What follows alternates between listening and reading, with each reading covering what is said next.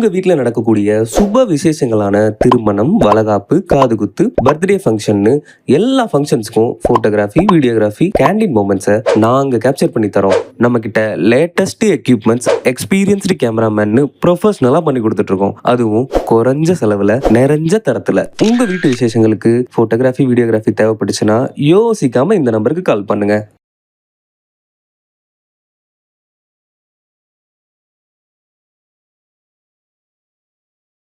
உலக மக்கள் எல்லோருக்கும் வணக்கம்.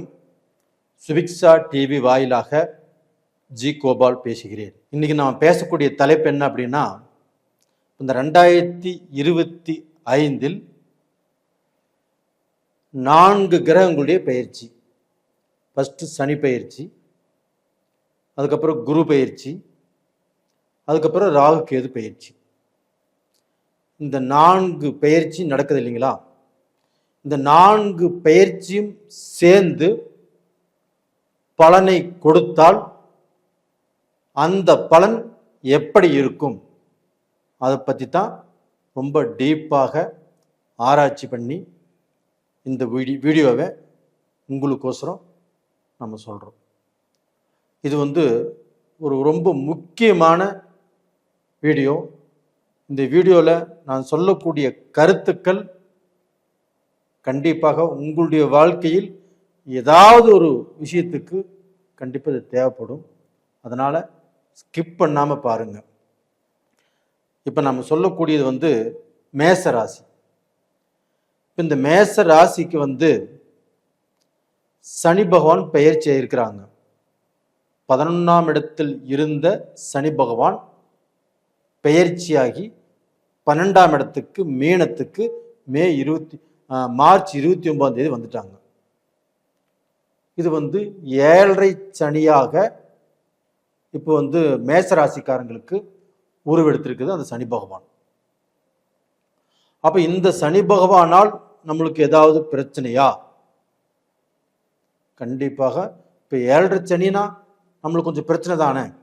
அப்ப அந்த பிரச்சனை அப்படிங்கிறது இந்த 30 வயசுக்கு உள்ள இருக்கிறவங்களுக்கு தான் அதிகமான பாதிப்புகள் கொடுக்கறதுக்கு வாய்ப்பு இருக்குது. அப்போ ஸ்கூலுக்கு போகிறவங்க, காலேஜ் போகிறவங்க, அந்த 30 வயசுக்குள்ள வேலைக்கு போகிறவங்க, படித்து ஒரு டிகிரிலேருந்து அடுத்த டிகிரிக்கு போகிறவங்க, இந்த நாட்டிலேருந்து அடுத்த நாட்டுக்கு படிக்க போகிறவங்க, இப்படிப்பட்டவர்களுக்கு இந்த இடைப்பட்ட காலகட்டத்தில் கொஞ்சம் ஜாக்கிரதையாக இருக்கணும். அப்போ இந்த பிரச்சனைகள்னால நம்மளுடைய வாழ்க்கை ஏதாவது துவண்டு போயிருமா? இந்த 7.5 சனி நம்ம டோட்டல் வாழ்க்கையவே பாதிச்சிருமா? நம்மளுடைய முன்னேற்றத்தை தடுத்துருமா? இப்போ 7.5 சனியினால பிரச்சனை வருதுன்னு வச்சுக்கோங்க. ஆனால் அந்த பிரச்சனை தான் நம்மளுடைய வாழ்க்கை பூராவுமே அந்த பிரச்சனையால் பாதிக்கப்பட்டு மனம் கலங்கி ஒரு இடத்துல உட்கார்ந்துருவோமா அப்படின்னா அப்படி அல்ல. ஃபர்ஸ்ட் நல்லா தெரிஞ்சுக்கோங்க. இந்த சனி பகவான் எங்க இருக்கிறாரு? குருவுடைய வீட்டில் இருக்கிறார். அப்ப அந்த குருவுடைய வீட்டில் இருக்கக்கூடிய சனி பகவான் மேசராசிக்கு 7.5 சனியாக இருக்கிறாங்க. அப்ப அந்த குருவுடைய முழு சுபகிரகமான குரு பகவான் வீட்டில் இருக்கக்கூடிய அந்த சனி பகவான் மேசராசிக்காரங்களுக்கு அவ்வளவு பெரிய பிரச்சனைகளை தரமாட்டார். இப்போ டோட்டலாக பார்த்தீங்கன்னா உங்களுக்கு இந்த ராகு கேது பயிற்சி வருது இல்லைங்களா? மே மாதம் 18ஆம் தேதி இந்த ராகு பகவான் ஆகப்பட்டது உங்களுடைய ராசிக்கு 11ஆம் இடத்துக்கு வர்றாங்க. இந்த 11ஆம் இடத்துக்கு வரக்கூடிய இந்த ராகு பகவான் மேச ராசிக்காரங்களுக்கு ஒரு அற்புதத்தை நிகழ்த்தவிருக்கிறார். கண்டிப்பா அது நடக்கும். நீங்க நினைக்கலாம், சார் நாங்க ரொம்ப கஷ்டப்பட்டுட்டு இருக்கிறோம், எங்க வாழ்க்கையில எங்க போறதுன்னே தெரியல, இதுல வேற 7.5 சனி, இதுல வேற 5ஆம் இடத்துல கேது, இந்த பாதிப்புகளை நாங்க சிக்கி தவிச்சிட்டு இருக்கிறோம், இங்க எங்க எங்களுக்கு அற்புதம் நடக்குது அப்படிங்கிற கேள்வி இருக்கலாம். உங்களுக்கு சனியும் கேதுவும் பாதகத்தை செய்தாலும் இந்த ராகு பகவானாகப்பட்டது ஒரு மனிதனுடைய வாழ்க்கையை அவங்க எவ்வளவு கஷ்டத்தில் இருந்தாலும், எவ்வளவு பிரச்சனைகளை சந்தித்து வாழ்ந்து கொண்டிருந்தாலும், எவ்வளவு நெருக்கடியில் இருந்தாலும் அதில் இருந்து விடுவிக்கக்கூடிய கிரகம்தான் இந்த ராகு பகவான். அப்போ இந்த ராகு பகவானால திடீர்னு நீங்கள் ஒரு நல்ல லெவலுக்கு வருவீங்க. நீங்களே நினச்சி பார்த்துருக்க மாட்டீங்க, நீங்களே எதிர்பார்த்துருக்க மாட்டீங்க. அந்த மாதிரியான ஒரு விஸ்வரூப ஒரு முன்னேற்றம் மேச ராசிக்காரங்களுக்கு இருக்குது. இது நம்புங்க. அப்ப அந்த ராகு பகவானால் உங்களுடைய வாழ்க்கைக்கு வெளிச்சம் வருகிறது, உங்க வாழ்க்கைக்கு ஒளி கிடைக்க போகிறது. நீங்க போகக்கூடிய பாதைக்கு அந்த வெளிச்சம் கண்டிப்பாக உங்களுக்கு பயன்படும். அப்போ டோட்டலாக பார்த்தீங்கன்னா இந்த ராகு பகவான் வெளிநாடு போகிறவங்களுக்கும் சரி, வெளிநாட்டில் பிஸ்னஸ் ஆரம்பிக்கிறவங்களுக்கும் சரி, வெளிநாட்டில் படிக்கிறவங்களுக்கும் சரி, இந்த பீரியடில் இந்த ராகு பகவானால் நல்லது தான் நடக்கும். நான் சொல்கிறது புரியுதுங்களா மேசராசிக்காரங்களே? கண்டிப்பாக இது நடக்கும். இது போக இந்த குரு பகவான் உங்கள் ராசிக்கு 3ஆம் இடத்துல இருக்கிறாங்க. 3ஆம் இடம் என்பது என்ன? முயற்சி ஸ்தானம். தான் எடுக்கக்கூடிய காரியங்கள், தான் எடுக்கக்கூடிய முயற்சிகள், இந்த ஸ்தானத்தில் இருந்து அந்த குரு பகவான் 3ஆம் இடத்துல இருந்து அதை தடுப்பார்னே வச்சுக்கோங்களேன். ஆனால் அந்த குரு பார்க்கறது எங்கே பார்க்குறாங்க? உங்களுடைய ராசிக்கு 9ஆம் இடத்தை பார்க்குறாங்க. 9ஆம் இடம் என்பது என்ன? பாக்கியம், பெரும் பாக்கியம். அதுவும் குருவுடைய வீடா போச்சு. குருவுடைய வீட்டை குருவே பார்க்கிறார். அப்ப அந்த 9ஆம் இடத்தை குரு பகவான் தன்னுடைய சொந்த வீட்டை அந்த குரு பகவான் பார்க்கும்போது உங்களுக்கு பார்த்தீங்கன்னா அந்த பாக்கியத்தால, பெரியோர்களுடைய ஆசீர்வாதத்தால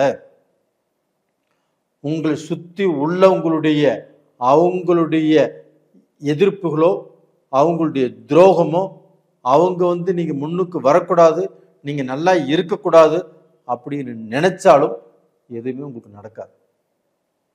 அப்ப அந்த குருவுடைய பார்வை, முழு சுபகிரகமான அந்த குரு பகவானுடைய பார்வை, அது ஒண்ணு போதுங்க. அப்ப அந்த குரு பகவானுடைய பார்வையினால நீங்கள் ஒரு நல்ல பிரசக்தி பெற்று நீங்க பட்ட கடனையும் அடைப்பீங்க. உங்களுக்கு திருமணம் ஆகாம இருந்தாலும் திருமணம் ஆகும். குழந்தை பாக்கியம் இல்லாமல் இருந்தாலும் குழந்தை பாக்கியம் கிடைக்கும். மறு வாழ்க்கைக்கு எதிர்பார்த்தாலும் மறு வாழ்க்கை கண்டிப்பாக அமையும். இந்த மாதிரியான நல்ல விஷயங்கள் குருவுடைய பார்வையினால கண்டிப்பாக நடக்கும். இப்போ மேசம் 7.5 சனின்னு சொன்னேன். ஆமா, மேசத்தினுடைய அதிபதி செவ்வாய் பகவான். அந்த செவ்வாய்க்கும் சனிக்கும் கண்டிப்பாக ரொம்ப ரொம்ப எகென்ஸ்டான கிரகம் அந்த செவ்வாயும் சனியும். அப்போ மேசராசிக்கு இந்த 7.5 சனி பாதிக்குமா பாதிக்காதா? பாதிக்கும். உங்களுடைய பேச்சை நிதானமாக பயன்படுத்துங்க. அடுத்தவங்களுக்கு ஜாமீன் போட வேண்டாம். அடுத்தவங்க பிரச்சனையில போய் நீங்க நிற்க வேண்டாம். உங்களை அறியாமலேயே குடும்பத்தில் நீங்க தேவையில்லாத சில குழப்பமான பேச்சுகளே பேசக்கூடிய சூழ்நிலை உருவாகும். 10 பேர் இருக்கிற இடத்துல கண்டிப்பாக சில குழப்பங்கள் கண்டிப்பாக உங்களை தேடி வரும். இல்லை 10 பேர் இருக்கிற இடத்துல நீங்க ஏதாவது பேசக்கூடிய சூழ்நிலைகள் உருவாகும். அந்த பேச்சினால விபரீதமாகும். ஒரு பிஸ்னஸ் பண்ணிட்டு இருக்கிறீங்க, அதில் ஒரு முடிவு எடுத்தாலும் அது சிக்கல்ல முடியும்.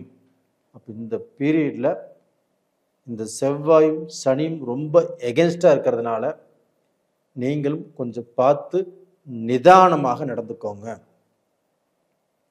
அதுபோக உங்களுக்கு அந்த 5ஆம் இடத்துல கேது பகவான் இருக்கிறதுனால குழந்தைகள், உங்களுடைய பசங்க, உங்களுடைய பொண்ணுங்க விஷயத்துல அதிகமான தலையீடு உங்களுக்கு வேண்டாம். மக்களால் சில சங்கடம், சில சலிப்புகள் கண்டிப்பாக வரும். அது பெருசாகாமல் இருக்கிறதுக்கு நீங்கள் பேசுனா கண்டிப்பாக பெருசாகும். பிரச்சனையை தீர்த்து வைக்கலாம் போனீங்கன்னா பிரச்சனையை ஆரம்பித்து வச்சிருவீங்க.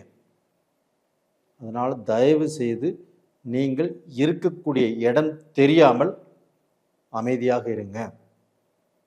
அப்போ இந்த கூட்டு கிரகங்களுடைய பெயர்ச்சியால் சனி பயிற்சி, குரு பயிற்சி, ராகு கேது பயிற்சி, இந்த பெயர்ச்சினால் பலன்களாகப்பட்டது உங்களுக்கு எப்படி இருக்குது அப்படின்னா, ஒரு 30% சனி பகவானுடைய கெடுதல் உங்களுக்கு இருக்கும்.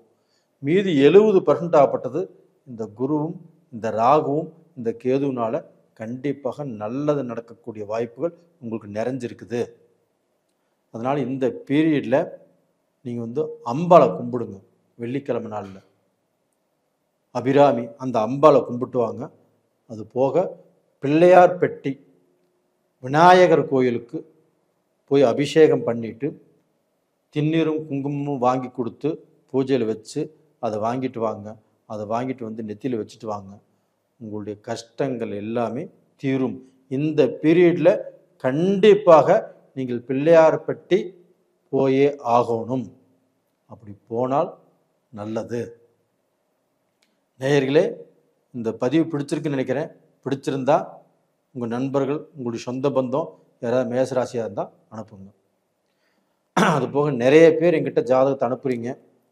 எல்லாத்துக்கும் அந்த ஜாதகத்தை பார்த்து சொல்லணுங்கிறது என்னுடைய ஆசை.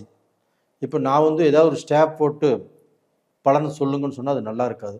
நானாக சொன்னால் மட்டும்தான் அந்த பலன் உங்களுக்கு திருப்தியாக இருக்கும்.